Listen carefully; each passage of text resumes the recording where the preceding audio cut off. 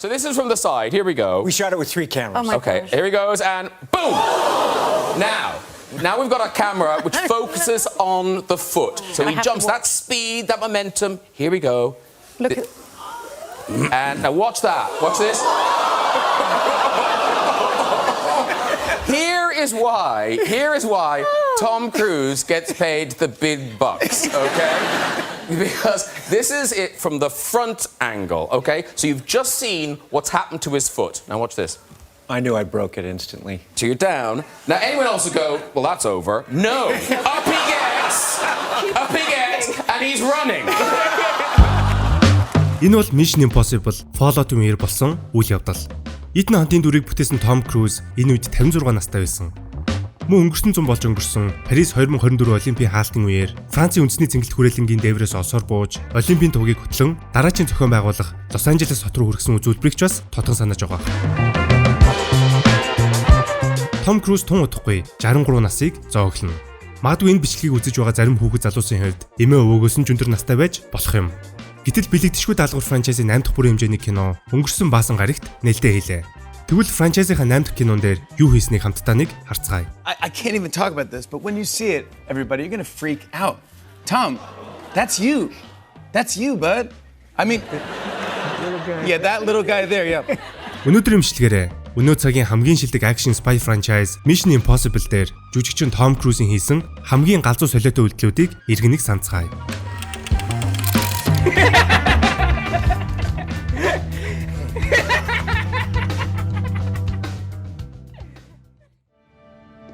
It really is you. I've heard stories. They can't all be true.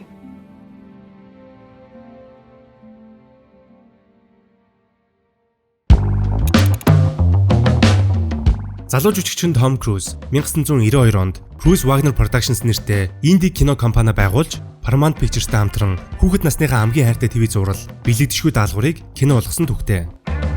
Мэдээж Mission Impossible franchise-ыг зорин үзэх маш олон шалтгаан бий.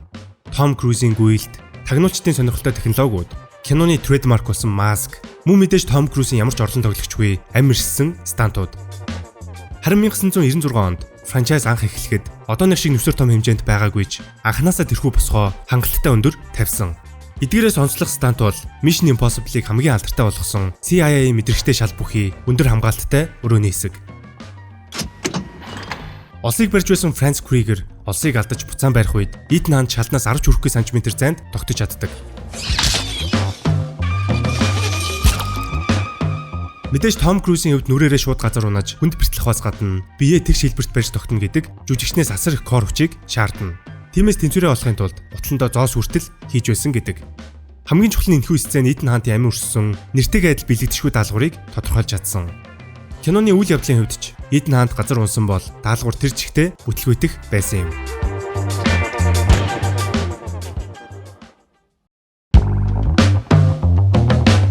Харин 2 дугаар ангийн хувьд цувралын хамгийн сул анги гэж явдагч opening scene болох хадан давиралтын хэсэг франчайзын мөн хамгийн iconic хэсэг болж чадсан.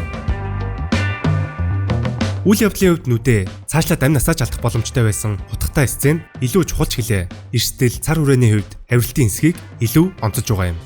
Ютад байрлах Dead Horse Point хаданд зориултын бэхлэгээгүйгээр авирч нэг хаднаас нөгөөрөө үсрэх гээд нэг л буруу үйлдэл энэхүү франчайзыг зогсоох боломжтой байсан. Энэхүү авиралтын төрөл нь free solo climbing буюу ямар ч бэхлэгээгүй авирах төрөл бөгөөд хамгийн эрсдэлтэй хүн төрлүүдийн нэг юм. Авирч буй авирагчид нэг бол амжилт, үгүй бол үхэл гэсэн хоёр сонголт бий. Яг энэ төрлөөр авиралт хийдэг Алекс Хоналд гэх хадан давирагчийн El Capitan хадан давирсан баримтат кино Free Solo дээр үүнийг хамгийн тодорхой харуулж чаддаг.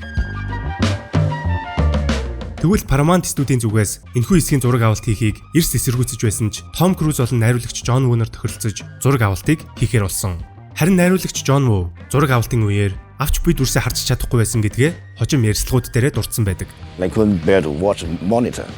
So I was shaking and close my eye, keep praying, God please, Мэдээж зураг авалтыг хийхин тулд мэргэжлийн авирагчдаас сургалт зөвлөгөө авч зарим хөдөлгөөн техникүүдийг суралцсан ч зүгээр л нэг жүжигчин зоригтойгоор free climbing хийн гэдэг одоо ч итгэмээргүй.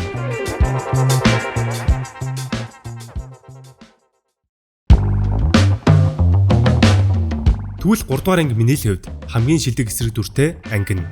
Дуртай найруулагчдын маань J.J. Abrams найруулсан болоод ч тэр хамгийн дуртай ангиудын нэг. Тэгвэл энэ ангиас хэд хэдэн онцлог Том Крузийн хийсэн солиотой үйлдэл бий. Алдарт гүрэн дээрх дэлбэрэлтийн хэсэг бодит дэлбэрэлттэй, practical effectтэй байсан ч миний хувьд хамгийн хүн санагддаг нь Шанхай дахь тэнгэр багандсан барилгын дээврээс ололтоо унан савлаж хажуугийн барилгын дээвэр рүү орох сцен. Хөвдөө өндрөөс айдгийг хичээлхүү Том Крузийн хийсэн өндрөөс зүгдэх, унах, авирах хэсгүүд үзэхэд хамгийн хэцүү хүс гаргаж чаддаг. Тиймээс ч энэхүү хэсэг миний хувьд тухайн ангийн хамгийн солиотой сцен.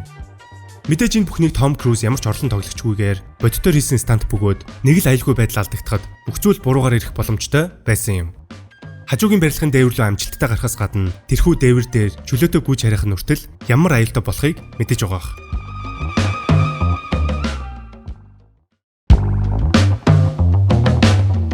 Ghost Protocol буюу 4-р ангийн хамгийн солиотой үйлдэл бол мэдээж дэлхийн хамгийн өндөр барилга Burj Khalifa дээр авирсан явдал.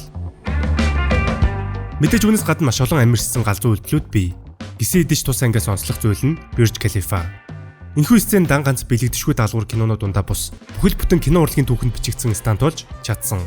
Магадгүй энэ ангиас хойш бэлэгдэшгүй даалгавар кино франчайзын идэгмээргүй стантуудын түвшин хэд дахин нэмэгдэж босгоо улам өндөр болгож чадсан.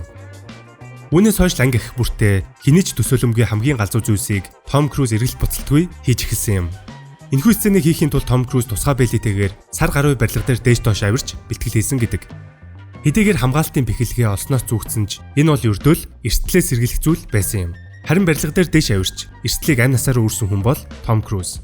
Тийм ч учраас түүний даатгалын компани хүртэл тэрхүү сцен дээр амь насыг даатгахаас татгалцсан юм. Үүнээс гадна энэхүү сценийг 5 өдрийн турш авсан бөгөөд энэ үед Дубайд нэмэх 50 градус хүртэл халж байсан гэдэг.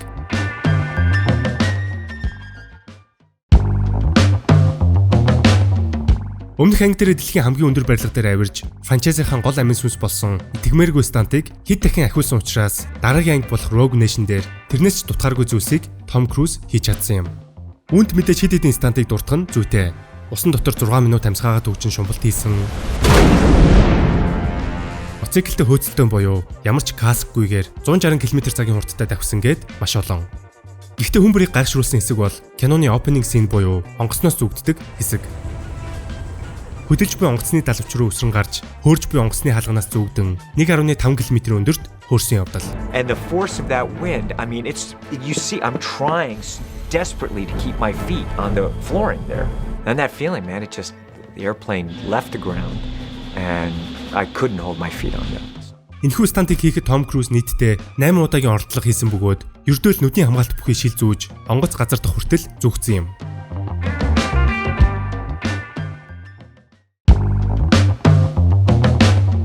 Харин орчин үед гарсан ангиудаас 6 дахь кино буюу Fallout үзэхэд хамгийн зугаатай, туслах дөрүүд нь хамгийн их таалагддаг.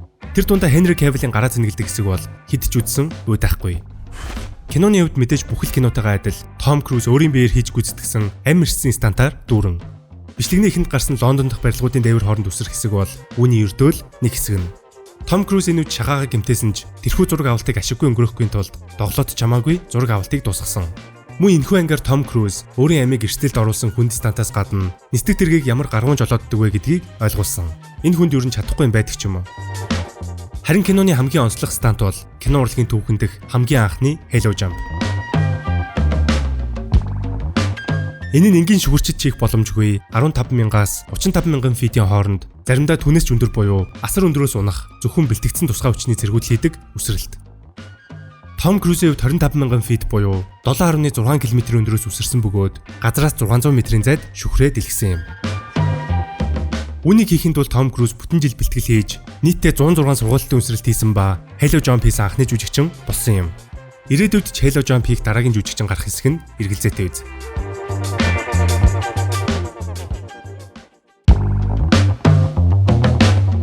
Тэгвэл цар тахлын хүндхэн үеэр зураг авалт нь явж цаг авторгаас болж хойшилсоор 2023 онд нээлттэй хийж байсан цувралын 7 дахь кино Dead Reckoning Part 1 хэн бүхэнд илүү ойрхон байгаа үзье. Киноны хувьд шин туслах дөрүүд нь байраас байж үзүүштэй маш сайн бүтээл болж чадсан. Харин киноны гол маркетинг болж байсан Том Крузийн нэгэн стант ямар ч эргэлзээгүй энэхүү ангийн хамгийн онцлог солиотой хэсэг байсан юм. We've been working on this for years. Мэдээж галт тэрэгэн дээрх тулаан, моцикл, машинтай стантууд гээд аюултай хэсгүүд маш олон бий. There was not a surplus of trains available to be wrecked. We had to build the train if we wanted to destroy it. Гэвч Эден Антын дүр 1200 гаруй метрийн өндөртэй хавцлаас мотокросст өсөрч агаар чүхрээд илэх үзүүлбэр энэ ангийн хамгийн онцлог стант. Энэхүү эсхийг кино урлагийн түүхэн дэх хамгийн аюултай стант хэмээн нэрлсэн бөгөөд Том Круз үүнийг хийхийн тулд дэлхийн хамгийн шилдэг скайдайверуудаас бэлтгэх сургалт авч мэрэгжлийн мотокроссын тамирчдаас зөвлөгөө авсан гэдэг.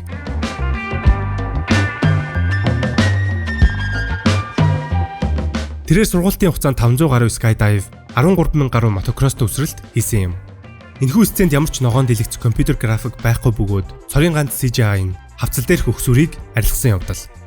Тэрхүү хавцалдах сценээс хойш үзэгчид болон фэнүүд Том Круз сансарт нис хүлдлээ юм ашигнаж түүний дараагийн галзуу зүйлсийг хүлээх болсон.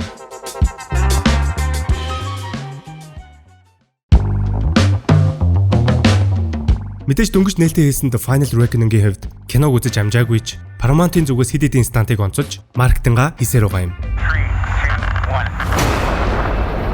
You can't imagine how physically punishing it was for Tom to be on the wing. Үүнд 8000 фитийн өндөрт 360 градус эргэж буй онгоцноос зүгдэх бодит шумбулт, снори ригтэй шүхэртэй уналт гэх мэт маш олон стантууд багтсан юм.